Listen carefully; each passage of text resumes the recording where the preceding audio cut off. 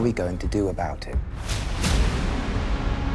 We must play the board before us. Proceed cautiously. Fuck dignity. I want revenge. News spreads through the realm. The great houses will come to our side.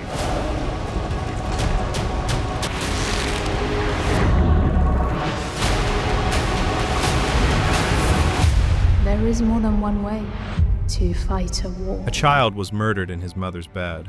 A queen burned alive in the sky. A king betrayed by his own brother. And a war that started over a misunderstanding nobody bothered to fix. That's season 2. And somehow, it's only the beginning. Before season 3 lands, here's everything you need to remember, because the Dance of the Dragons just stopped pretending to be politics. We pick up seconds after season 1 ends. Luke is dead. Aemond chased him through a storm, Vhagar opened her mouth, and that was that. Rhaenyra doesn't scream. She doesn't rage. She just goes quiet. Days spent searching the shoreline, refusing to accept it, until she finds what's left of her son and his dragon washed up on the rocks. Then the quiet breaks. 4 words. I want Aemond Targaryen. Grief just became a war plan. Meanwhile, in King's Landing, Alicent is sleeping with Criston Cole, the same Alicent who spent an entire season treating Rhaenyra like a fallen woman for far less. The hypocrisy is loud, and Alicent knows it. You can see it eating her alive in every scene. Then there's Aegon, technically the king, functionally a problem. He spends his days drinking, his nights worse, and his council meetings being talked over by literally everyone in the room. Nobody respects him, including himself. This becomes important fast, because Daemon isn't waiting for permission. He slips into King's Landing and hires 2 men, Blood, a brutal city guard, and Cheese, a rat catcher who knows every tunnel under the Red Keep. The mission is simple: find Aemond, a son for a son. They can't find him, so they improvise.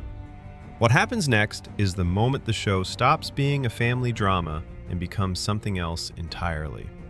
They corner Queen Helena in her own bedroom with her children. They force her to choose which child dies.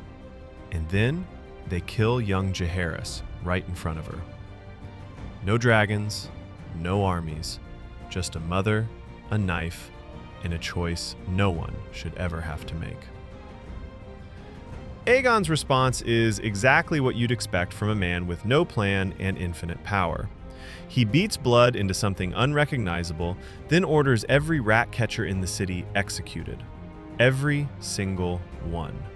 Innocent men strung up by the dozens. Otto Hightower tells him this is insane. Aegon fires him, hands the role of Hand of the King to Criston Cole, the knight currently sleeping with the king's mother. Nothing about this ends well. Back on Dragonstone, Rhaenyra figures out Daemon ordered the assassination. He swears he didn't ask for a child. She doesn't care. Because the thing about Daemon is that he never asks. He acts, and the world has to live with it. They blow up. He flies to Harrenhal alone. And here's where Rhaenyra does something nobody expects. She sneaks into King's Landing, disguised as a septa, walks straight into the Sept of Baelor and corners Alicent in person. What follows might be the most important scene of the season, because when Alicent repeats Viserys' dying words, Rhaenyra recognizes them. Viserys wasn't naming Aegon king. He was talking about the prophecy, the song of ice and fire. Aegon the Conqueror's dream, the thing he'd told Rhaenyra about for years. Alicent misheard a dying man, and that misunderstanding started a war that has already killed thousands. She realizes it in real time. You can see the exact moment her face changes, but the armies are already moving. There's no taking it back. Then comes Rook's rest.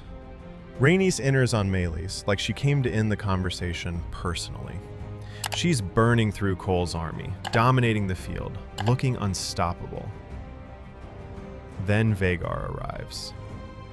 Then Sunfire. Aegon, of all people, has shown up to prove he can be a king. Bad day for it, because Aemond sees the chaos and makes a choice. He doesn't aim at Rhaenys. He aims at his own brother. Sunfire drops out of the sky like a stone, Aegon with it. This is the moment Aemond stops pretending. He didn't come to save the king. He came to replace him. Then Rhaenys turns to face Vhagar alone, and for a moment you think she has it. Meleys is fast, vicious, fearless, but Vhagar is older than the kingdom itself. One bite. Both of them fall from the sky. The realm just lost its sharpest queen. Aegon survives, barely. Burned beyond recognition, can't walk, can't rule. Aemond becomes Prince Regent and accepts the title a little too smoothly, like he'd already measured the chair. Meanwhile, the small folk are starving, and Rhaenyra spots the opening. Instead of attacking the city, she feeds it. Grain ships in the harbor, crowds chanting her name in the streets, riots breaking out against the Greens. Turns out hungry people remember who fed them. But she needs more than bread. She needs dragons, and only Targaryens can ride them. Unless that's not actually true. Enter the dragon seeds. Targaryen bastards scattered across the realm, descendants of forgotten affairs from 100 years ago. Rhaenyra calls them to Dragonstone with one offer: claim a dragon, change the war. Most of them die.